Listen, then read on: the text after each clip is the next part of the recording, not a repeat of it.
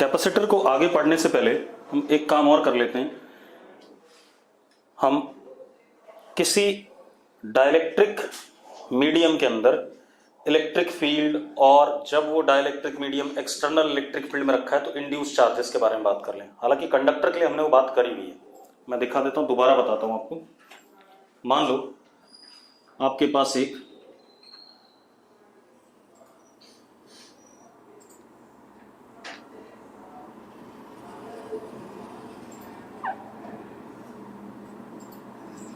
Infinite conducting slab है। तीसरी बार कर रहा हूं, ये ध्यान रखना। इनफाइनाइट कंडक्टिंग स्लैब न्यूट्रल, उसके बाद इसी को हम डाइलेक्ट्रिक में कन्वर्ट करेंगे। इनफाइनाइट कंडक्टिंग स्लैब न्यूट्रल, इसको हमने एक्सटर्नल इलेक्ट्रिक फील्ड यूनिफॉर्म में रख दिया तो होगा क्या, इधर नेगेटिव चार्ज इंड्यूस होगा,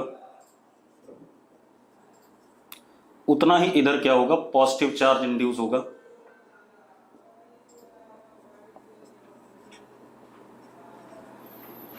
अगर यहां माइनस सिग्मा इंड्यूस तो यहां प्लस सिग्मा इंड्यूस। होना क्या है, अंदर किसी भी पॉइंट पे E net is what, zero, क्योंकि कंडक्टर है। E नेट इज जीरो क्योंकि ये क्या है, कंडक्टर है। यस और नो, पता ही हमें ये बात। अब इसके बाद ये नेट इलेक्ट्रिक फील्ड जीरो किस वजह से हुई, एक्चुअल में एक्सटर्नल इलेक्ट्रिक फील्ड तो है इधर, और इधर की तरफ इंड्यूस्ड इलेक्ट्रिक फील्ड है। ठीक है, E net is vector sum of E induced plus E external, and since E net is zero, therefore E induced is equal to minus of E external। मतलब मैग्नीट्यूड में हर point पे external के बराबर और direction में external के opposite. Yes और no, ठीक है। अब E इंड्यूस्ड है कितना, इस वाले का प्लस सिग्मा इंड्यूस है तो sigma induce upon 2 epsilon naught, minus sigma induced है sigma induce upon 2 epsilon not. तो E इंड्यूस, यहां पर अगर मैं सिर्फ E इंड्यूस की बात करूं इधर की तरफ है, और मैग्नीट्यूड में कितना है, sigma induce upon epsilon not total. यही है कि नहीं है? तो हमारे पास यहां पर क्या कंक्लूजन आ गया, E induce NT parallel to E external as well as E induce magnitude में E एक्सटर्नल के बराबर। Sigma induce upon epsilon not is equal to E external. ठीक है, sigma induce is epsilon not into E external, Q induce is epsilon not A, अगर ये surface area A है, into E external. ये कहानी आ गई। ठीक है, क्लियर है, सबको क्लियर होगा शायद ये। ठीक है, अब मैं कुछ और करने जा रहा हूं, ध्यान सुनना।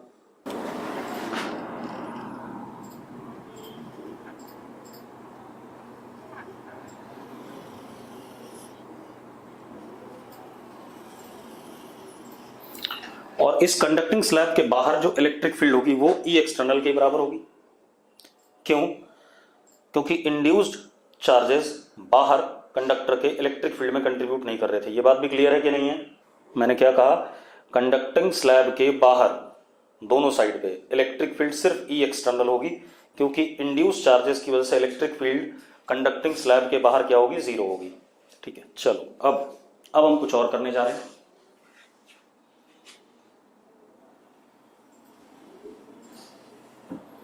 हमारे पास एक infinite dielectric slab with relative permittivity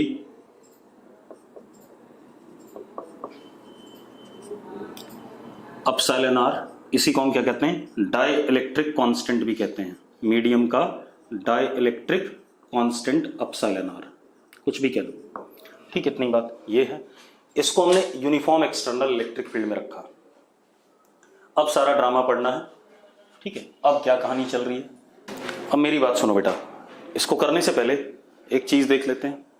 clear है मैंने क्या कहा, एक इनफाइनाइट स्लैब है जिसका डाइलेक्ट्रिक कांस्टेंट अपसाइलन आर है, ठीक है, उसको हमने एक्सटर्नल यूनिफॉर्म इलेक्ट्रिक फील्ड में रख दिया। अरे क्लियर है कि नहीं, ठीक है। इसको देखने से पहले एक चीज देखो, अगर ये प्लस क्यू है और वैक्यूम है तो आर दूरी पे electric field is in vacuum Q upon 4 pi epsilon not R square, हाँ या ना, अरे यस और नो, ठीक है। अगर यही प्लस क्यू मीडियम में होता तो आर दूरी पे electric field would have been Q upon 4 pi epsilon not epsilon R R square, yes और नो, यही होता कि नहीं होता, ठीक है। अब आप ये कह सकते हो E in medium is E in vacuum upon epsilon R, कह सकते हो या नहीं कह सकते हो, हाँ या ना। अगर कंडक्टर होता तो अपसाइलन आर इन्फिनिटी हो जाता, मेरी बात ध्यान सुनना, अगर कंडक्टर होता तो अपसाइलन आर इन्फिनिटी हो जाता और नेट इलेक्ट्रिक फील्ड क्या हो जाती, जीरो हो जाती। अरे यस और नो, ठीक है। तो कंडक्टर के अंदर तो इलेक्ट्रिक फील्ड जीरो होनी थी क्योंकि अपसाइलन आर क्या था, इन्फिनिटी था, लेकिन नेट इलेक्ट्रिक फील्ड किसी मीडियम के अंदर जो वैक्यूम में इलेक्ट्रिक फील्ड होती है अपॉन अपसाइलन आर होगी। क्लियर है, ठीक है। अब मेरी बात सुनो, अब इसको भूल जाओ, इधर आ जाओ, अब इधर आ जाओ, मेरी बात सुनो। यहां पर इलेक्ट्रिक फील्ड, क्योंकि इंड्यूस चार्जेस का कोई रोल नहीं है, तो वैक्यूम में इलेक्ट्रिक फील्ड यहां पर ई एक्सटर्नल ही होगी, यहां पर भी ई एक्सटर्नल होगी, क्योंकि वैक्यूम में इंड्यूस चार्जेस ने इलेक्ट्रिक फील्ड में कोई रोल प्ले करना नहीं है, ठीक है। अब मेरी बात सुनो, बना तो ये भी एटम्स और मॉलिक्यूल्स का होगा, एक्सटर्नल इलेक्ट्रिक फील्ड इधर है तो एटम्स और मॉलिक्यूल्स क्या होंगे, पोलराइज हो जाएंगे, जैसे इधर नेगेटिव और इलेक्ट्रिक फील्ड की डायरेक्शन में पॉजिटिव, इधर नेगेटिव इधर पॉजिटिव, तो ये सरफेस माइनस क्यू इंड्यूस हो जाएगा और ये सरफेस प्लस क्यू इंड्यूस हो जाएगा, मतलब ये सरफेस माइनस सिग्मा इंड्यूस और ये surface plus sigma induce, yes और नो, अरे यस और no, due to polarisation of atoms and molecules in the medium. अरे ठीक है, सबको क्लियर है कि पोलराइजेशन होगा जिस वजह से एक सरफेस में माइनस क्यू चार्ज इंड्यूस होगा और एक सरफेस में प्लस क्यू इंड्यूस होगा। क्लियर है, चलो अब मेरी बात सुनो, इतनी बात हो गई। अब आप एक चीज देखिए, जो नेट इलेक्ट्रिक फील्ड होगी अब यहां पर ई नेट, क्योंकि मीडियम है, वो हो जाएगा ई एक्सटर्नल अपॉन अपसाइलन आर। अभी पढ़ा था हमने कि अगर वैक्यूम में इलेक्ट्रिक फील्ड ई एक्सटर्नल है तो मीडियम में ई एक्सटर्नल अपॉन अपसाइलन आर हो जाएगा, ठीक है। अब ये किस वजह से हुआ, एक तो ये एक्सटर्नल तो लग ही रहा है यहां पर इधर की तरफ,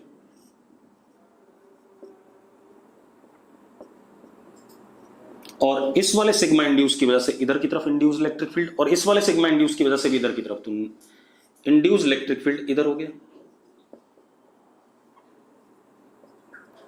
ठीक है, इतनी बात। अब ई इंड्यूस देख ही लो कितना है, ई इंड्यूस मैग्नीट्यूड में इसकी वजह से sigma upon 2 epsilon naught, sigma induce upon 2 epsilon naught, इसकी वजह से sigma induce upon 2 epsilon not, तो that is sigma induce upon epsilon naught, किधर की तरफ, इधर की तरफ, वो दिख ही रहा है। क्लियर है। अब अब हमारे पास क्या है, ई नेट जो आया हमारे पास, that is vector sum of E external plus E induce. ठीक है, इतनी बात। अब आप एक चीज देखो, E induce is equal to E external minus E net. यही आएगा कि नहीं आएगा? अरे यस और नो? ठीक है, अब आप मजेदार बात देखो, यहां से एक बात तो दिख ही रही है कि ई इंड्यूस ई एक्सटर्नल के क्या अपोजिट है, तो डायरेक्शन पता चल गया मुझे। E induce anti parallel to E external, direction का तो पता ही चल गया। दूसरा, मैग्नीट्यूड ई इंड्यूस का किसके बराबर है? E external minus E net. And what is E net? E net देखो ये रहा, कितना? E external upon epsilon r. ठीक है, इतनी बात। तो अब E induce is what? Sigma induce upon epsilon naught is equal to E external 1 minus 1 upon epsilon r. तो sigma induce is epsilon naught E external 1 minus 1 upon epsilon r. या Q induce, charge induce, अगर surface area A है, epsilon not A E external 1 minus 1 upon epsilon R. अब एक मजेदार बात देखो, अगर ये कंडक्टर होता तो अपसाइलन आर क्या हो जाता? इन्फिनिटी। अगर ये कंडक्टर होता तो अपसाइलन आर क्या हो जाता? इन्फिनिटी। और वही पुराना वाला रिजल्ट आ गया कि नहीं आ गया अपने पास? अरे यस और नो? ठीक है, तो ये हमारे पास हो गया किसी डाइलेक्ट्रिक मीडियम के अंदर इंड्यूस चार्जेस कैसे आएंगे, और क्या कहते हैं इंड्यूस सरफेस चार्ज डेंसिटी कैसे आएगी, नेट इलेक्ट्रिक फील्ड क्या होगी, उसके बारे में एनालिसिस। क्लियर है? कोई दिक्कत है इसमें? कोई दिक्कत नहीं है। चलो अब हम आते हैं मेन काम पे फिर से। ठीक है, ये क्यों कराया अभी आपको पता चल जाएगा थोड़ी देर में। मिटा दें इसे। अब देखो, हमने कल क्या पढ़ा था कि आइसोलेटेड कैपेसिटर्स, आइसोलेटेड कंडक्टर्स की कैपेसिटेंस क्या होती है? कम होती है। तो उसको बढ़ाने के लिए हम अरेंजमेंट ऑफ कंडक्टर्स यूज करेंगे। तो मैं लिख देता हूं, since C means capacitance of isolated conductors is small, therefore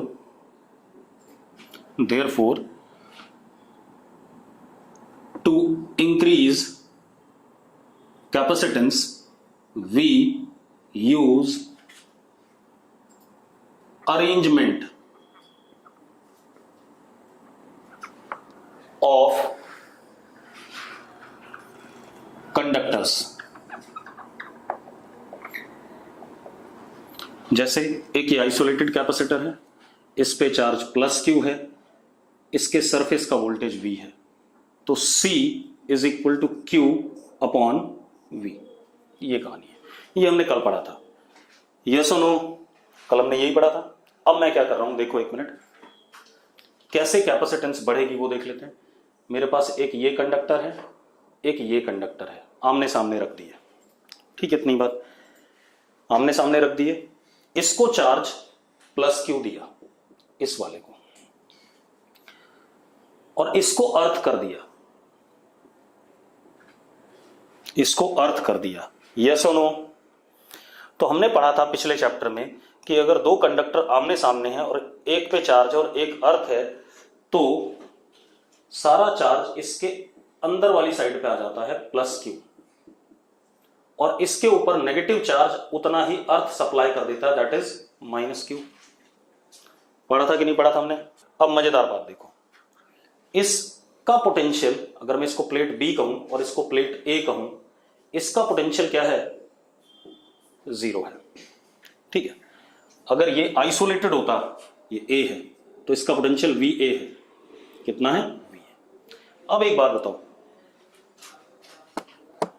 अब अगर हम बात करें कैपेसिटेंस की, C in this arrangement, that would be charge Q upon VA again. लेकिन ये वाला VA, this VA is smaller than this VA. मैं बताता हूं कैसे। मैंने इसको 1 कह दिया तो ये V1, और ये इसको 2 कह दिया, this is V2 and this is VA। अब मेरी बात सुनो, दिस इज V1, यहां पर क्या गया V1, मैं क्या कह रहा हूं V1 is less than VA, मैं ऐसा कह रहा हूं। ठीक है, इतनी बात। अब कितने लोगों को यह बात अपने आप समझ में आ गई कि V1 VA से छोटा है? जिनको समझ में आ गई वो यस लिखो। ठीक है, चलो अब मैं बता देता हूं, मेरी बात सुनो यार, ये पॉजिटिव चार्ज प्लस क्यू है। ठीक है, पॉजिटिव चार्ज प्लस क्यू है, इसकी वजह से पोटेंशियल VA है। ठीक है, इतनी बात क्लियर है। अगर इस पॉजिटिव चार्ज के सामने नेगेटिव चार्ज आ जाए, सामने नेगेटिव चार्ज आ जाए, तो एक बात बताओ, नेगेटिव चार्ज पोटेंशियल को घटाएगा कि नहीं घटाएगा? पहले बता दो मुझे भाई, प्लस क्यू के सामने माइनस क्यू आ गया तो वो पोटेंशियल घटाएगा कि नहीं घटाएगा? ठीक है, इतनी बात। तो इसका मतलब डिनोमिनेटर क्या कर गया हमारा? घट गया। डिनोमिनेटर घट गया तो कैपेसिटेंस क्या कर गई सिस्टम की? बढ़ गई। ठीक है, इतनी बात क्लियर है। तो अब खेल क्या है, due to negative charge on plate 2, potential difference between plates decreases, therefore capacitance increases, हम ये कह सकते हैं। तो हम क्या कह रहे हैं, देखो मैं लिख रहा हूं इस बात को, due to negative charge supplied by earth on plate 2, potential difference between plates decreases, therefore capacitance increases, capacitance increases। ठीक है, इतनी बात। अब ऐसे अरेंजमेंट को हम कहते हैं पैरेलल प्लेट कैपेसिटर। क्या कहते हैं हम? ऐसे अरेंजमेंट को हम पैरेलल प्लेट कैपेसिटर कहते हैं। ठीक है, इतनी बात। तो अब हम पहले पैरेलल प्लेट कैपेसिटर की बात करेंगे। तो हमने ये सीख लिया कि कैपेसिटेंस कैसे बढ़ी। ठीक है, अब हम फॉर्मूला बना लें इसके लिए। अगर हमारे पास एक प्लेट ये है, एक प्लेट ये है, इसको अर्थ कर दिया,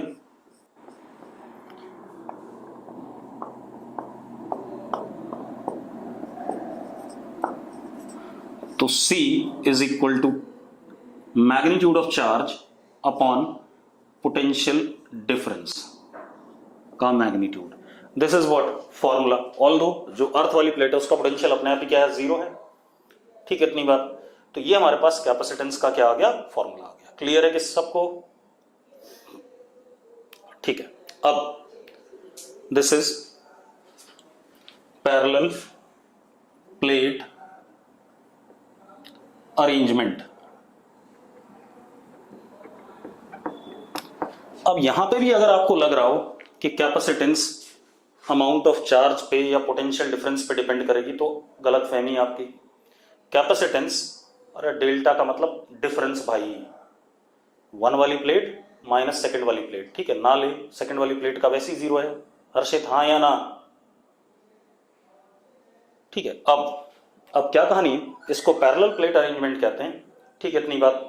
अब हम क्या करते हैं, पैरेलल प्लेट अरेंजमेंट में कुछ कैपेसिटेंस निकालते हैं। मेरे पास एक कंडक्टिंग प्लेट है,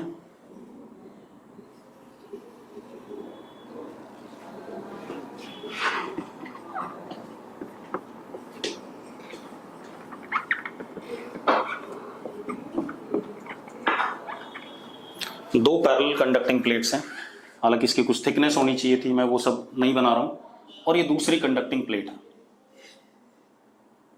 ठीक है, अब area of plates is what? A, surface area A, separation between them is what? D। ठीक है, इतनी बात। इसको हमने अर्थ कर दिया, इनके बीच में एयर है या वैक्यूम है, इसको प्लस क्यू चार्ज दिया अगर इस प्लेट को, तो इनर सरफेस पे आ जाएगा, इस पे क्या आ जाएगा, माइनस क्यू इनर सरफेस पे आ जाएगा, ये हमें पता है। यानी कि यहां प्लस सिग्मा, यहां माइनस सिग्मा। इतनी बात हमें पता है या नहीं पता है? अब हमें क्या निकालना है, कैपेसिटेंस। तो C is equal to Q upon what, delta V। इस प्लेट और इस प्लेट के बीच में पोटेंशियल डिफरेंस। अब मेरी बात सुनो, क्योंकि ये एक प्लेट है, ठीक है, इतनी बात हम क्या मान रहे, D is much much less than ये वाली लेंथ या अंदर वाली वेट, मतलब magnitude of D is negligible in comparison to what, surface area. अगर D माइक्रोमीटर में है तो एरिया मीटर में है। अरे क्लियर है? ठीक है। अब तो अगर D माइक्रोमीटर में है, एरिया मीटर में है, तो बीच में अगर आप बैठ जाओ तो आपको प्लेट कैसी दिखाई पड़ेगी, इनफाइनाइट दिखाई पड़ेगी कि नहीं दिखाई पड़ेगी? मैं क्या कह रहा हूं, D बहुत छोटा है, तो अगर आप प्लेट्स के बीच में कहीं पर घुस जाओ और देखो तो दोनों प्लेट्स आपको क्या दिखाई पड़ेंगे, इनफाइनाइट दिखाई पड़ेंगे कि नहीं? ठीक है। अब अगर ये इनफाइनाइट प्लेट्स जैसा बिहेव कर रही है, तो यहां पे इलेक्ट्रिक फील्ड अंदर E is sigma upon epsilon not, है या नहीं? अब sigma upon epsilon not electric field और कैसी होगी, यूनिफॉर्म होगी, क्योंकि इनफाइनाइट प्लेट्स हैं। अब potential difference delta V is E into D magnitude, तो यही होगा इसका, यूनिफॉर्म इलेक्ट्रिक फील्ड है, E इंटू डी, यही आएगा कि नहीं आएगा? अरे minus E dot D R होता है, मुझे मैग्नीट्यूड से मतलब है, तो ई डॉट डी आर करूंगा, ई और डी आर के बीच में एंगल 0 है, तो डी आर क्या हो जाएगा, डी हो जाएगा, क्योंकि ई यूनिफॉर्म है। अरे यस और नो? ठीक है। तो अब डेल्टा वी किसके बराबर आ गया, sigma upon epsilon not into D, that is Q D upon A epsilon not. हाँ या ना? अरे हाँ या ना? ठीक है। अब ये वैल्यू पुट कर दो यार ऊपर, तो C comes out to be Q upon Q D upon A epsilon not. Q से Q कट गया, C comes out to be epsilon not A by D। C comes out to be epsilon not A by D। Yes और no? ठीक है। तो ये हमारे पास capacitance आ गई किसकी, दो पैरेलल प्लेट्स, ठीक है, इतनी बात, जिनका एरिया काफी बड़ा है in comparison to their separation, ठीक है, उसके लिए कैपेसिटेंस आ गई। ठीक है भाई। अब एक बात बताओ, क्या कैपेसिटेंस अमाउंट ऑफ चार्ज पे डिपेंड कर रही है या पोटेंशियल डिफरेंस पे डिपेंड कर रही है? बिल्कुल नहीं। तो C do not depend on Q और delta V, but depends on area और उनके बीच का सेपरेशन। एरिया और उनके बीच का सेपरेशन मतलब क्या, कॉन्फ़िगरेशन। डिपेंड्स ऑन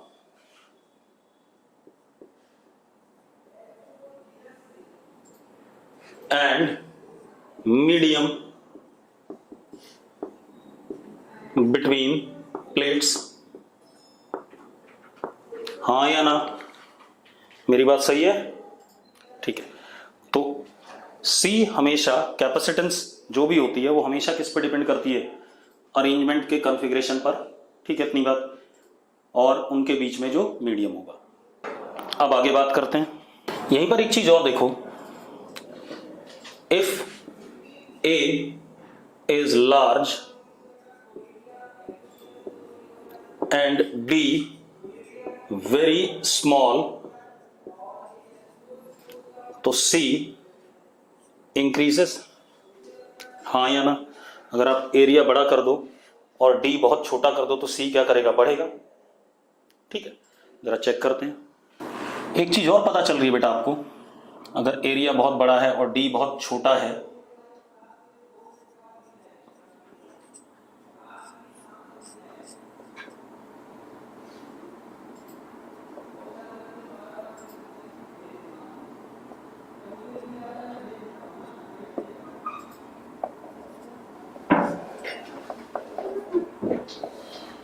तो जो इलेक्ट्रिक फील्ड था, यहां पर इलेक्ट्रिक फील्ड क्या होता? जीरो। यहां पर भी इलेक्ट्रिक फील्ड क्या होता? जीरो। लेकिन इसके बीच में इलेक्ट्रिक फील्ड कैसा था? यूनिफॉर्म। तो इलेक्ट्रिक लाइंस इसके बीच में कैसी बनाते हैं हम?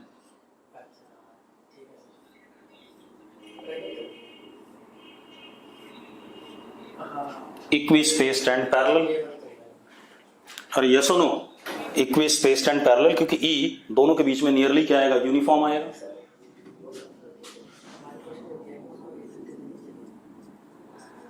E vector between plates is uniform, ठीक है। Under which condition? Under this condition, if A is much greater than what? A is very large and D is very small, ठीक है। हालांकि जहां पर प्लेट खत्म हो रही होगी वहां पर हल्का सा एज बन रहा होगा, तो इलेक्ट्रिक लाइंस ऑफ फोर्स ऐसे भी होंगी कि नहीं होंगी ऐसी? अरे यस और नो? ठीक। लेकिन ये ज्यादा और अच्छा सा तब कर्व आता लाइंस में जब एरिया क्या होता? छोटा और सेपरेशन क्या होता? बड़ा। उसको बता देता हूं, देखो एक minute. If A and D R finite, मतलब इनका कंपैरिजन फाइनाइट है, तो जरा देखो,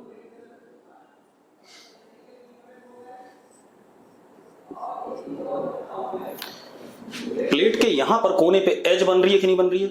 एज बन रही है, तो वहां से लाइंस ऐसे भी निकलती, प्लस से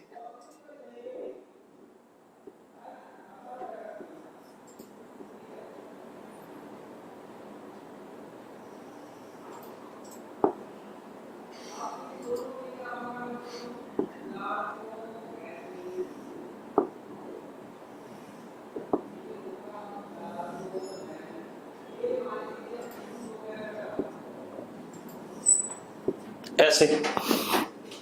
ऐसा होता कि नहीं होता पहले बता दो मुझे। अरे अगर होता तो यस लिखो फटाफट, ठीक है। अब इस केस में क्या हो रहा है? क्योंकि इलेक्ट्रिक लाइंस जो रीजन था जिसके बीच में हमने एनर्जी स्टोर करी थी, उससे क्या हो रही है? बाहर जा रही है। क्या जा रही है? बाहर। हमें एनर्जी, इलेक्ट्रोस्टैटिक एनर्जी एक पर्टिकुलर बीच में स्टोर करनी थी, इस रीजन में। देखो जरा, यहां भी जीरो है, यहां भी जीरो है। हम बाहर चाहते ही नहीं थे इलेक्ट्रिक फील्ड, ताकि हम एनर्जी को स्टोर कर सके स्टिपुलेटेड रीजन में। स्टिपुलेटेड रीजन में अगर हम स्टोर करेंगे तो उसका कुछ यूटिलाइज कर पाएंगे प्रॉपर। तो अब इस केस में E vector is beyond region between plates, ठीक है, and such loss of electrostatic energy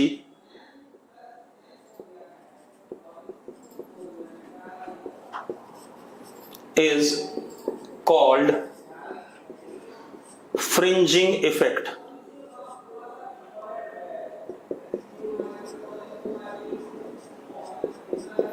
क्या कहलाता है?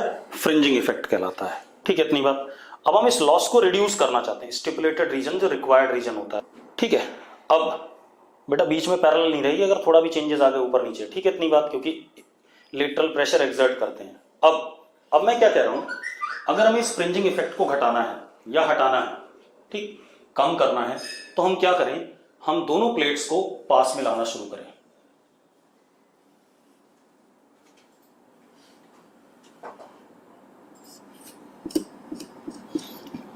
तो अगर हम दोनों प्लेट्स को पास में लाना शुरू करेंगे तो अब जरा देखो, जगह ही नहीं बची घूमने के लिए।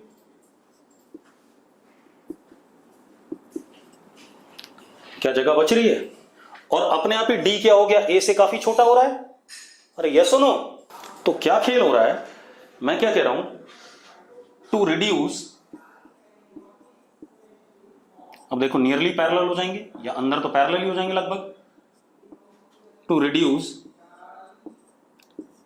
फ्रिंजिंग, और एक चीज और देखो, फ्रिंजिंग इफेक्ट घटने पे कैपेसिटेंस भी बढ़ रही है अपने आप। अरे बढ़ रही है कि नहीं बढ़ रही है, कि डी छोटा हो रहा है, ठीक है। तो अब to reduce fringing effect,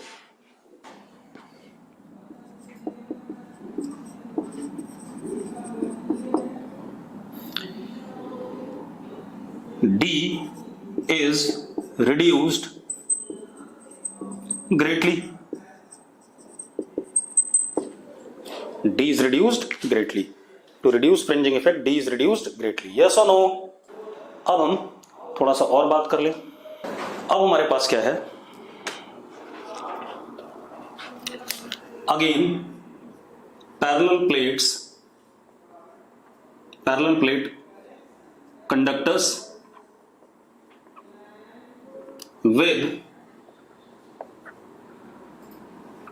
dielectric slab completely filled between them। मतलब हमारे पास एक पैरेलल प्लेट ये और एक पैरेलल प्लेट कंडक्टर ये।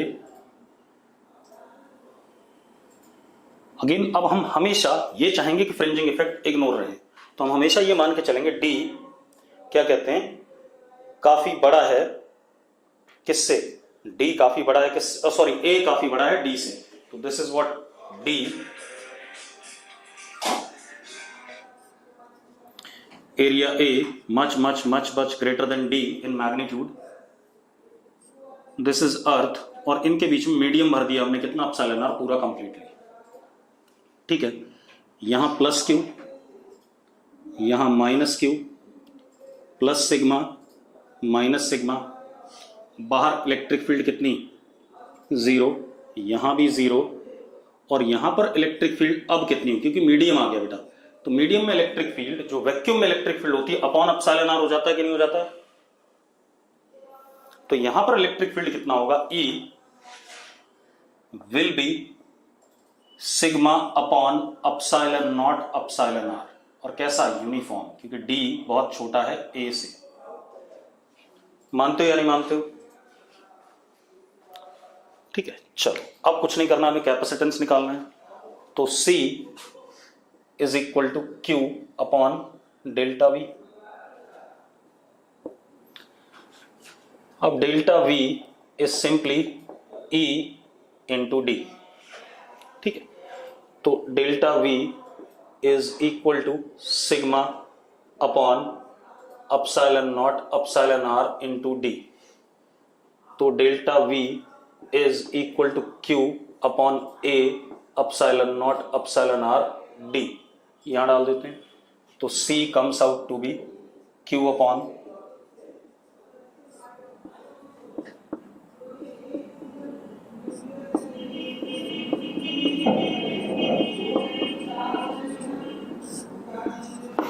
ये आगे कि नहीं आगे, हाँ या ना।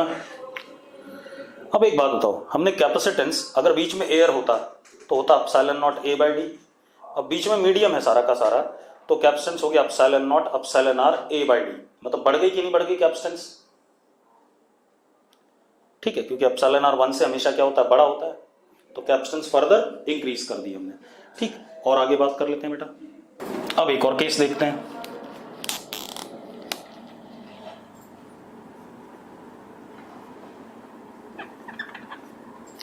अगला केस क्या ले रहा हूं मैं, कि पैरेलल प्लेट कंडक्टर्स हैं, ठीक है, इतनी बात, एरिया बहुत बड़ा है D से, ठीक है, लेकिन उनके बीच में जो डाइलेक्ट्रिक हमने भरा वो पार्शियल भरा, पार्शियल मतलब कुछ रीजन में, ठीक है, कंप्लीट नहीं भरा। कैसे, देखो एक minute,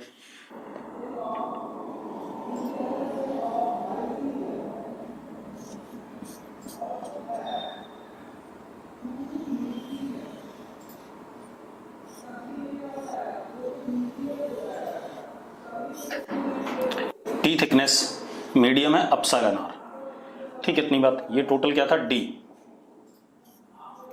and d much much much less than ए।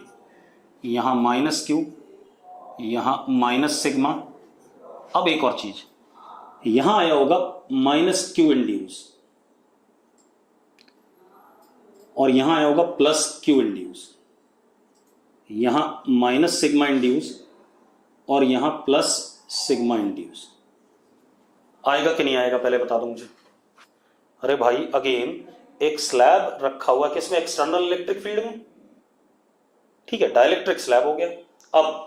अब मेरी बात सुनो, पहले तो मैं जानना चाहूंगा व्हाट इज, क्या कहते हैं,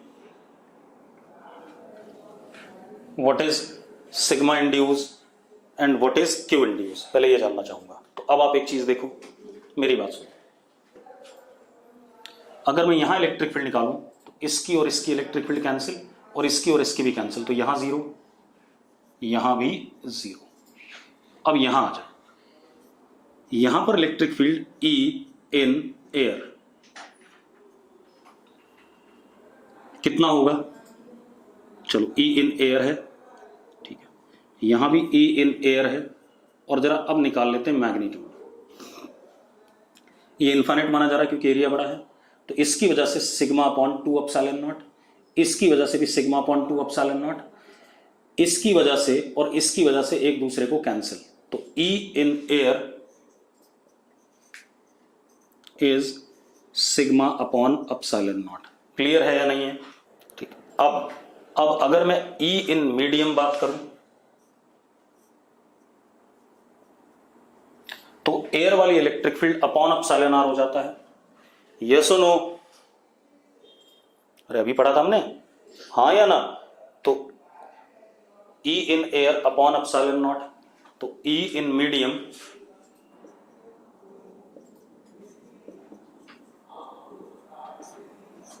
अपॉन एप्सिलॉन आर, यानी कि sigma epsilon not epsilon R. ये हो गया भाई, ठीक है। अब क्या कहानी है इसके बाद अगर मैं इसको x इक्वल टू 0 मानूं, ठीक है, इसको x1, ये हो जाएगा x1 प्लस t और ये कितना d। मैं अगर ग्राफ बनाना चाहूं, मैं सवाल और बढ़ा रहा हूं, 2-4 क्वेश्चन और डाल देता हूं इसमें। इलेक्ट्रिक फील्ड का ग्राफ बनाना चाहता हूं बेटा, तो अगर मैं इलेक्ट्रिक फील्ड का ग्राफ बनाना चाहता हूं तो जरा देखो,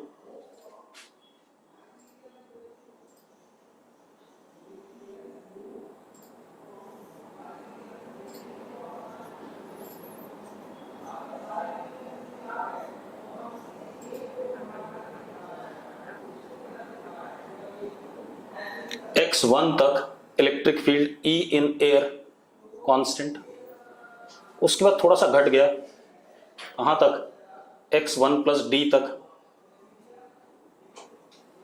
कितना हो गया, E in what, medium, that is E in air upon epsilon R. फिर अगेन बढ़ गया, सेम आ गया, कहां तक, d तक। अरे ये बात क्लियर है या नहीं है? अरे क्लियर है कि कई बार सवाल में इलेक्ट्रिक फील्ड का ग्राफ पूछ लेगा। अब देखो दूसरा, अगर मैं आपसे सिग्मा इंड्यूस पूछूं तो sigma induce is sigma E in air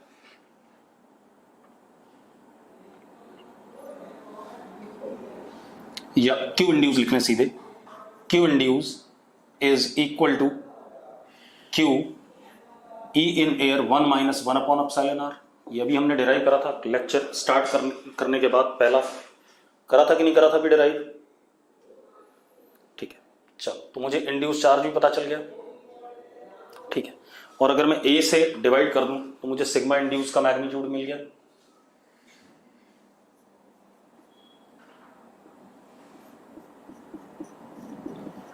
बहुत सारी चीजें एनालाइज करो, मतलब ये काम मत करो कि सिर्फ हमने फॉर्मूला जान लिया हमारा काम चल जाएगा। फॉर्मूला जान के काम कभी नहीं चला आज तक किसी का भी, आपको थियरी आनी चाहिए पूरी।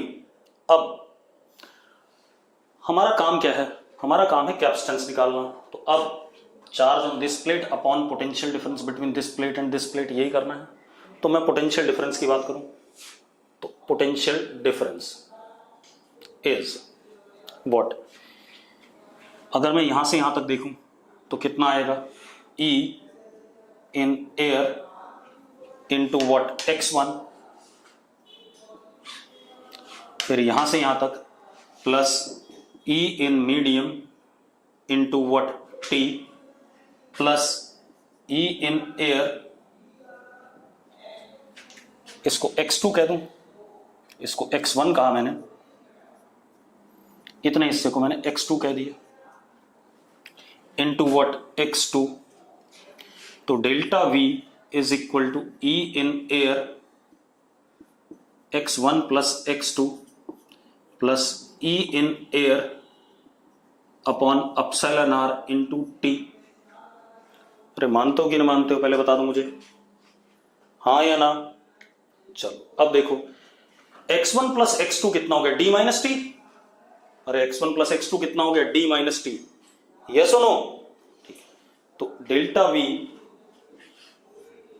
Is equal to E in air common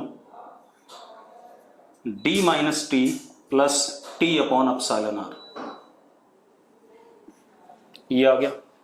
तो delta V comes out to be E in air sigma upon epsilon not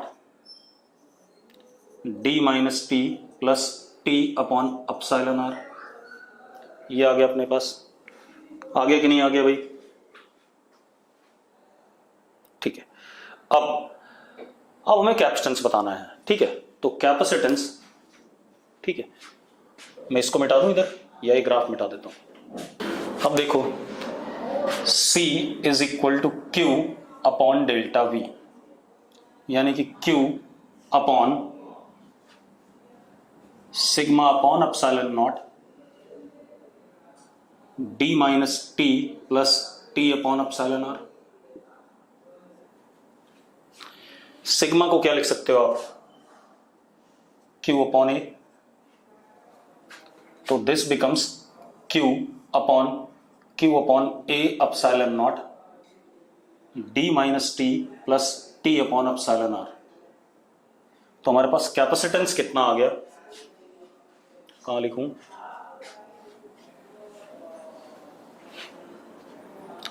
C is equal to epsilon not A upon d minus T plus T upon epsilon R। ये हमारे पास क्या आ गया, capacitance आ गया। आगे कि नहीं आ गया भाई? अरे यस और नो। और एक और मजेदार बात पता चली हमें कि जब हम इधर से इधर जा रहे हैं तो V कॉन्टिन्यूसली घट रहा है, क्योंकि इलेक्ट्रिक फील्ड का डायरेक्शन थ्रू आउट इधर है। अरे V कॉन्टिन्यूसली क्या कर रहा है, घट रहा है, क्योंकि इलेक्ट्रिक फील्ड का डायरेक्शन इधर की तरफ है, हाँ या ना। चलो बहुत बढ़िया, अब ये कैपेसिटेंस आ गया। अब इसी में आप एक काम करो, सुनो एक मिनट, अगर आपको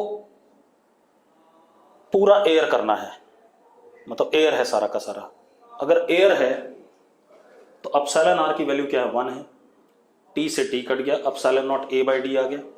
आगे कि नहीं आ गया, हाँ या ना। अगर आपको पूरा मीडियम करना है, पूरा मीडियम, तो T की वैल्यू क्या हो गई, D हो गई, तो D माइनस डी कट गया, D अपॉन अपसाइलन R ऊपर गया, कितना हो गया, epsilon not epsilon R A upon D. आगे कि नहीं आ गया, हाँ या ना। तो पिछले दोनों केस इसी में बैठे हुए थे। ठीक है भाई, अब एक चीज और, इफ स्लैब इंट्रोड्यूस्ड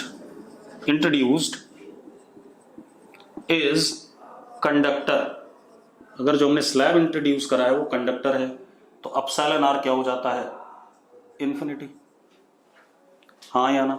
जो स्लैब हमने बीच में डाला अगर वो कंडक्टर हो तो अपसाइलन R क्या हो जाएगा, इन्फिनिटी हो जाएगा। तो देखो C कितना हो गया,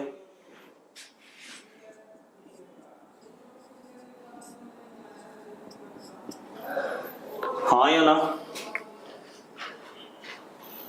अरे ठीक है यार, क्लियर है। तो अब ये कहानी हो गई हमारे पास, क्या कहते हैं, पैरेलल प्लेट कंडक्टर अरेंजमेंट वाले की। इसमें हमने कई सारे केसेस भी देख लिए बेटा, मिटा दें इसे। अब अगर हमारे पास क्या कहते हैं,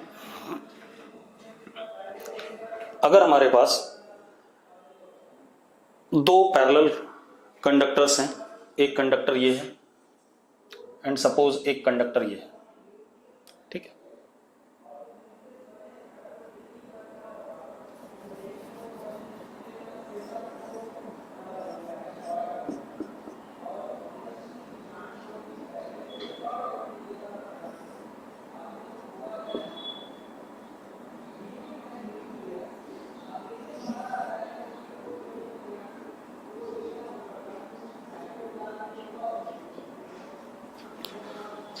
दो कंडक्टर हैं, ठीक है, इतनी बात। अब हमने क्या करा, एक कंडक्टर को चार्ज दे दिया प्लस क्यू, तो इस पे क्या आएगा माइनस क्यू, क्योंकि अर्थ हो रखा है। अब हमें दे दिया गया कि इस रीजन में electric field is a function of x axis only, electric field is a function of x axis, that is E is Q upon epsilon naught B is some constant 1 plus A x square, x is also some constant, sorry A is also some constant, ठीक है, इतनी बात। तो electric field इस तरीके से very कर रहा है। तो अब आपको कैपेसिटेंस बतानी है, ठीक है, तो बहुत आसान है। आप क्या कर सकते हो बेटा, देखो C is Q upon delta V and what is delta V? delta V is E dx का इंटीग्रेशन। अगर मैग्नीट्यूड देखें, हमें सिर्फ मैग्नीट्यूड से मतलब है, यस और नो, ठीक है। कहां से कहां तक, 0 से D तक, क्योंकि ये कंडक्टर फिर पूरा सेम पोटेंशियल है, ये कंडक्टर भी पूरा क्या है, सेम पोटेंशियल है, तो 0 से D तक हमें इंटीग्रेट करना है, ठीक है। अब इंटीग्रेट कर दो यार, कोई बड़ा काम रहा ही। तो V is equal to, sorry charge was what, Q upon epsilon not B, constant बाहर आ गया, 1 का क्या आ जाएगा, x आ जाएगा, तो क्या आ जाएगा D plus A D cube by 3, ये आ गया हमारे पास इंटीग्रेट करके। आ गया भाई, अरे आ गया कि नहीं आ गया। अब आप क्या कर सकते हैं, इसकी वैल्यू डाल दें, ठीक है, इतनी बात। इसकी वैल्यू डालते C आपके पास क्या आ गया, Q से Q कट गया, ठीक है, इतनी बात। Epsilon not B upon D common 1 plus A D square by 3, ये आ गया आपके पास। आ गया कि नहीं आ गया, ठीक है। तो ये हमारा क्या हो गया, कैपेसिटेंस हो गया, ठीक। बाकी हम अगली क्लास में करेंगे भाई, ठीक है, अभी बहुत सारा है, ठीक, तब देखते हैं अगली क्लास में।